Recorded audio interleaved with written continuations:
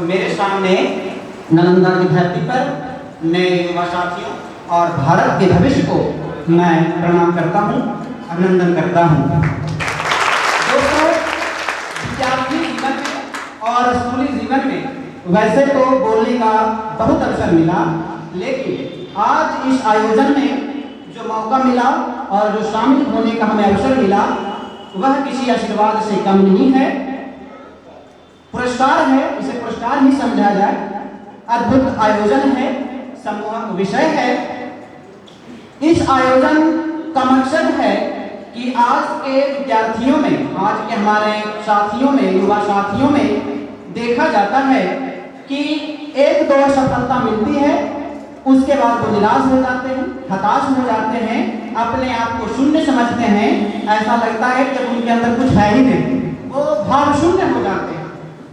इसी मकसद से ये कार्यक्रम रखा गया है और जो हमारे भूषण सर हैं एज अ मोटिवेटर का काम भी करते हैं, टीचर भी हैं, तो उनका इस आयोजन का एकमात्र लक्ष्य है कि जो लड़के अपने आप को कम समझते हैं उनको कैसे शिखर तक पहुंचाया जाए, इस आयोजन का मकसद है। तो आज के विद्यार्थियों में देखा गया है कि पढ़ते खूब हैं, खूब मेहनत करते हैं, लेकिन उन्हें सफलता एक दो बार नहीं मिलती है और वो गिर जाते हैं। और उन्हें बार बार कभी कभी हमें सुनने में मिलता है साथियों से कि हमें पढ़ते तो हैं लेकिन रुचि नहीं होती है। तो आखिर रुचि क्यों नहीं होती है?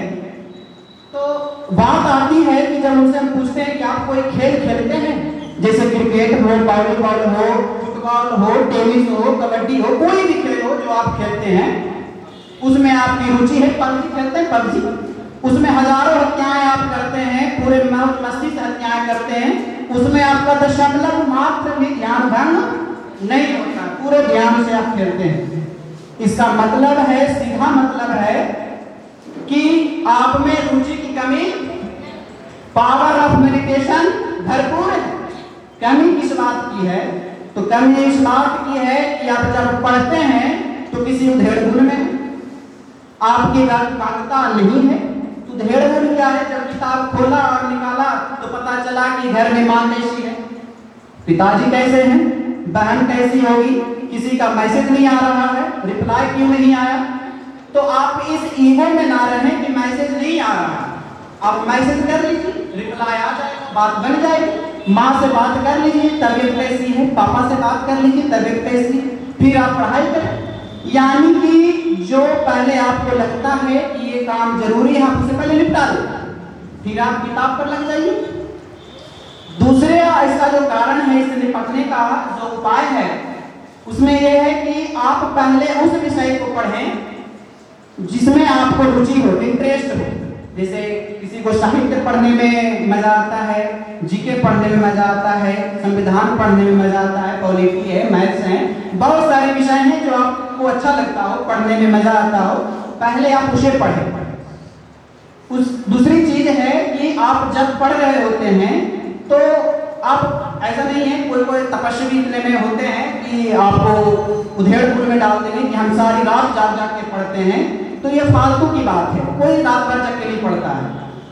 जो साधारण लड़का होगा, जो पढ़ने वाला होगा, उसकी मेडिटेशन 1 घंटे 50 मिनट 55 मिनट से ज्यादा की नहीं होती, उतना पढ़ेगा, उसके बाद वो फिर उसे ब्रेक चाहिए। तो आप जब भी पढ़ें 50 मिनट, 1 घंटे 55 मिनट, जितना भी आपको मेडिटेशन है, पढ़ने की क्षमता है, उतनी पढ़ें। उसके बाद बीच में आप 2 मिनट का ब्रेक लीजिए। ब्रेक कैसे लेना है? पानी पी लीजिए, चाय पी लीजिए, इतना नहीं होता, घर में कोई छोटा बच्चा होगा, उसको उकसा दीजिए, रुला दीजिए, वो अपने काम में व्यस्त, फिर आप अपने काम में व्यस्त, तो फिर से आप उसी एकाग्रता में पहुंच जाएंगे जहां आप पहले से थे।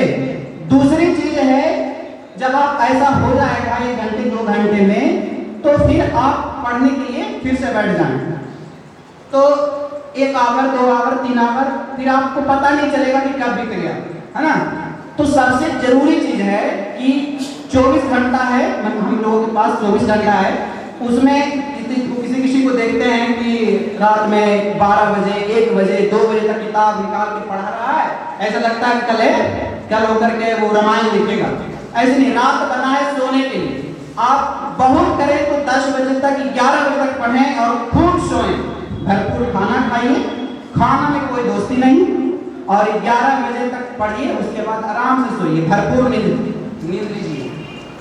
दूसरी जो चीज आती है जिसमें कि आप अगर पढ़ने के लिए बैठ जाए, जब आपकी इंटरेस्ट जाग जाए तो विषय बदल दें। जो आप विषय पढ़ रहे हैं, जिसमें आपकी रुचि है, जैसे आप जीके पढ़ रहे हैं, मैथ पढ़ रहे हैं, है ना, तो आप क्या करें कि जब उसमें आपकी रुचि आ जाए तो आप विषय को बदल दीजिए, मैथ पे आ जाइए, जीके पे आ जाइए, साहित्य पे आ जाइए, दूसरी चीजें पढ़ना शुरू कर दीजिए। तब आपका इंटरेस्ट जो है जागना शुरू हो जाएगा, और फिर आपका कब 2 घंटा 3 घंटा 4 घंटा बीत जाएगा पता नहीं चलेगा। फिर आप तपस्वी जैसा बोलेंगे कि मैंने दिमाग कर पढ़ा है।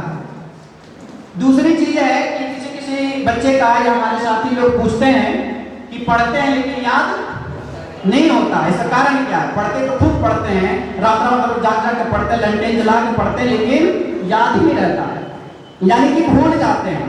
तो भूलना समस्या तो है, भूलना तो समस्या तो है, लेकिन इसके साथ आप इसका पॉजिटिव वे भी देखिए कि आप, ये वरदान है। भूलना क्या है? ये वरदान हनुमान जी को भी था, उनको याद दिलाना पड़ता था। तो भूलना बीमारी नहीं है। अगर आप सोचिए कि अगर आप भूलेंगे नहीं तो दिन भर जितनी चीजें आप देखते हैं या सुनते हैं, चाहे वो प्रशंसा हो या अवहेलना हो, किसी का ताना हो, अगर पूरी बात अगर यहाँ सेट हो जाए तो जिंदगी नरक हो जाएगी।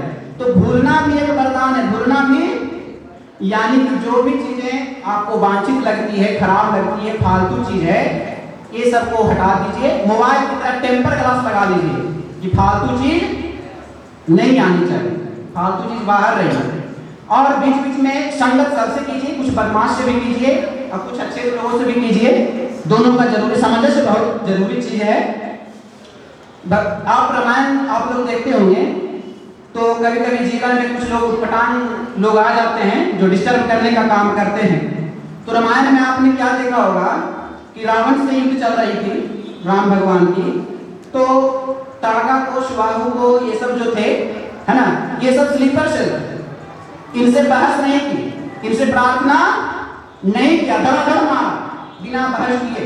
इसका मतलब यही है कि आपके जीवन में जो कोई भी फालतू है, आपको लगता है कि ये नकारा है, हमारे जीवन को डिस्टर्ब कर रहा है, धड़ाधड़ मारिए, पूरा तरीका मारिए और कह दीजिए कि हमारी जिंदगी से साइड हो जाओ, वरना साइड करने के सुबह की तरह, ताड़का की तरह आपका भी दर्द होना निश्चित है और अपने काम में व्यस्त हो जाएगी।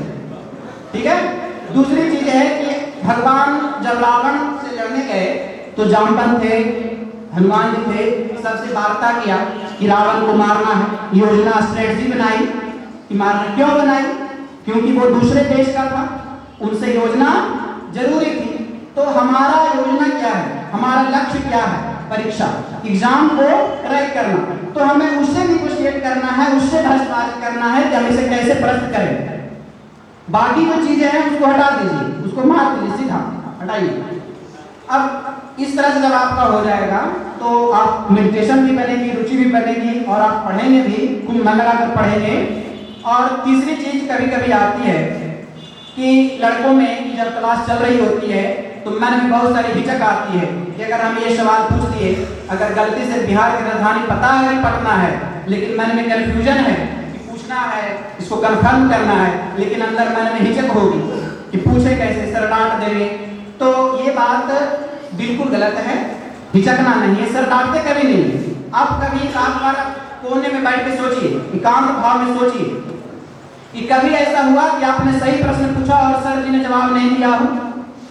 हर बार देते हैं और अच्छे तरीके से देते हैं। तो आप जिज्ञासा रखिए, अपने अंदर पूछने की भावना रखिए और कभी हिचकिए नहीं, बेहिचक पूछिए, जिज्ञासा रखिए। और जब भी आप पढ़ते हैं तो पढ़ने समय जिज्ञासा रखिए इस भाव का कि हमें केवल पढ़ना नहीं है, हमें सीखना है, समझना है। जब आप पढ़ने की भाव से बैठेंगे तो सिर्फ पेज पलटेंगे, 1 पेज 2 पेज 3 पेज 300 पेज पलट देंगे, लेकिन कुछ अंदर आप इस भाव से बैठे कि हमें आज ये चैप्टर पढ़ना है और इसे समझना है। और इतना उसे समझे कि अगर किसी के सामने अगर बोलना हो, 2 लाइन कहनी हो उसके बारे में, तो भी बेधड़ाका निकले, कोई डर की भावना नहीं होनी चाहिए। तो पढ़ने के समय जिज्ञासा भी बहुत जरूरी है, बहुत जरूरी है जिज्ञासा।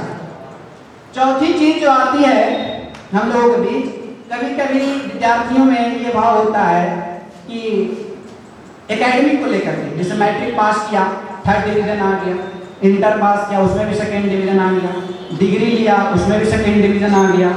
दिक्कत होती है, मन में भाव होता है कि मैं तो 3rd डिग्री वाला हूँ, 2nd डिग्री वाला हूँ, मैं कुछ नहीं कर सकता, मैं कमजोर हूँ। तो डिग्री आपके लिए मायने, आप मेरे ही घर में हम 5 भाई हैं, मेरे जो सबसे बड़े भाई हैं वो खुद 3rd डिग्री है, 3rd डिग्री से मैट्रिक पास किया उन्होंने और आज यूपी में सीनियर अकाउंटेंट के पद पर है। तो डिग्री आपके लिए मायने। हमारे जो मंझले वाले भाई हैं वो असिस्टेंट डायरेक्टर है राजभाषा विभाग में, वो खुद इंटरमीडिएट 2nd डिवीजन से पास किए हैं, लेकिन पोस्ट असिस्टेंट डायरेक्टर, सहायक निदेशक। तीसरा, वो खुद मैट्रिक मैथ्स में 35 मार्क्स, ओनली 35 मार्क्स, लेकिन रेलवे के हेडक्वार्टर में दिल्ली में एज अ पर्सनल असिस्टेंट काम कर रहे हैं। चौथा, खुद मैट्रिक में उनका 3rd डिवीजन है, इंटरमीडिएट में 2nd डिवीजन है, लेकिन वो हर बार अभी तक हार नहीं माने हैं। बेशक उनको कुछ नहीं हुआ हो अभी तक, अभी कोई जॉब होल्डर नहीं है, लेकिन अभी भी वो प्रयास करते हैं और रिजल्ट देते रहते हैं। मैं अपनी बात करूं तो मैं खुद इंटरमीडिएट में 2nd डिवीजन हूं, आर्ट्स का विद्यार्थी हूं, आर्ट्स लेकर पढ़ा। किसी के मन में ये भाव होता है कि आर्ट्स ले लिया है, अब ये फॉर्म नहीं भरना है, तैयारी नहीं करना, आर्ट्स वाले को तो कोई दिमाग ही नहीं है। तो ये गलत धारणा है। आर्ट्स वाले भी उतनी ही मेहनत करते हैं, साइंस वाले भी उतनी ही मेहनत करते हैं। तो आप एकेडमिक से कभी मत घबराइए कि हमें जॉब नहीं मिलेगी, जॉब सबको मिलती है। इसका कारण क्या है कि एकेडमिक को आप वहीं रखिए, वो सिर्फ आपको दिखाना होता है कि हम भी मैट्रिक पास हैं, हमारे पास भी कार्ड है, देख लीजिए, है ना। बाकी का जो मेहनत है वो बाद की मेहनत होती है। जो आप कंपटीशन में जैसे बैठते हैं, है ना, जनरल कंपटीशन में, तो उसमें आप अपना दम दिखाइए और उसमें जो टॉपर है ना, 1st डिवीजन वाले, उसको औकात दिखाइए कि हम 3rd डिवीजन वाला, और वही है सबसे पहले जॉब लेता है। कई लोगों के मन में ये होता है कि हम गरीब हैं, निसहाय हैं, कर नहीं सकते, बहुत सी परेशानियां हैं, बहुत सारी टेंशन है। तो आप इस भाव में नहीं रहिए कि आप गरीब हैं। गरीब भगवान आपको इसलिए बनाया कि आप परेशानियों का सामना कर सकते हैं। गरीब परिवार में आपको इसलिए जन्म दिया गया कि आप परेशानी का सामना कर सकते हैं। अब राजा को बेटा को देख लीजिए, सुपर 30 फिल्म आप लोगों ने देखा होगा। क्या देखा, उसमें क्या सीखा कि गरीब का बेटा राजा बनेगा, राजा का बेटा। भगवान राजा के घर में उसी को जन्म देता है क्योंकि भगवान को पता होता है कि ये कुछ करने वाला, ये बाप का धन खाएगा और उड़ाएगा। और गरीब के घर में बेटा इसलिए पैदा करता है कि भगवान को पता होता है कि अपने बल पर खड़ा करेगा और वंश को आगे ले जाएगा, इसीलिए वो भगवान। तो आप कभी परेशान मत होइए कि हम गरीब हैं, हम एफर्ट नहीं कर सकते हैं, हम आगे नहीं बढ़ सकते हैं। ये आपके लिए वरदान है, आप इसे कभी मत घबराइए। मेरे 2-3 साथी जो अभी इनकम टैक्स स्टेनो हैं, कोई मुंबई में रेलवे में स्टेनो है, दिव्यांगजन है, दोनों पैर से विकलांग हैं। लेकिन जब हम लोग साथ में पढ़ते थे तो जाते थे खंडक पर पुल पर पढ़ने के लिए, हम 2 पैर से फिट हैं, लेकिन फिर भी उनसे हम 5 मिनट बाद पहुंचते थे और हमसे वो 5 मिनट पहले पहुंच जाते थे। ये होता है जुनून, उत्साह। और कारण क्या मिला, फल क्या हुआ कि हमसे 1 साल पहले वो जॉब होल्डर भी हो गए। बाद में हमें क्या मिला, पछतावा मिला कि हमारा जीवन का तो कोई अर्थ ही नहीं है, हम तो फिट हैं, दोनों हाथ पैर मजबूत हैं, 4 हाथ 2 पैर हैं, फिर भी पीछे रह गए। तो जुनून आप पालिए, खूब पालिए, ख्वाब देखिए। ख्वाब क्या देखना है, ऐसा नहीं कि आकाश में सीढ़ी लगाने वाला ख्वाब ये नहीं देखना है। ख्वाब ये देखना है कि अभी का जो जीवन है वो कुछ नहीं है। जब आप जॉब होल्डर होंगे तो आप एसपी का लीडर बन जाइए, डीएम का स्टेनो बन जाइए, एलडीसी कर लीजिए। तो अब जब आप वहां पर होंगे तो आप इमेजिन करिए, जब एग्जाम में जाइए तो इमेजिन करिए कि हम वहां पे कुर्सी लगा के बैठेंगे, डीआईजी साहब आएंगे, हमसे परमिशन लेंगे कि सर हम एसपी साहब से बात करवा दीजिए। अब तब आप उसमें गर्व महसूस करेगा, 56 इंच का सीना दिखाएगा, देखो ये होती है नौकरी, ये होती है जॉब। तो ख्वाब दिखाइए, अपने आप में सजाइए कि जब हम वहां बैठेंगे तो सिर्फ और सिर्फ हम होंगे और हम होंगे बस। और एक चीज अपने आप में रखिए, मन में भावना रखिए, कोई ऐसा काम नहीं है जो मनुष्य नहीं कर सकता है। सब काम करता है, आदमी से लेके जानवर तक सब काम करता है। जो हम खाते हैं जानवर भी खाता है, हम लोग हंसते हैं, सब कोई करता है। लेकिन एक चीज जो हम में और चिंपांजी में चीज है, वो क्या है पता है? चिंपांजी जो है ये जो उंगली है और ये जो उंगली है, ये दोनों ऐसे नहीं पकड़ सकता।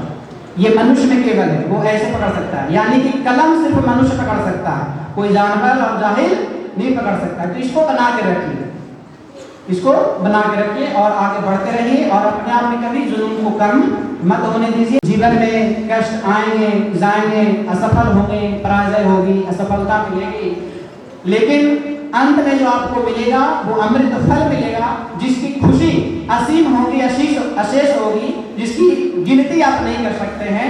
जब आपको सफलता मिलेगी तब आप खुशी से उछलेंगे और बहुत सारी उम्मीदें होंगी, बहुत सारा आशीर्वाद भी है।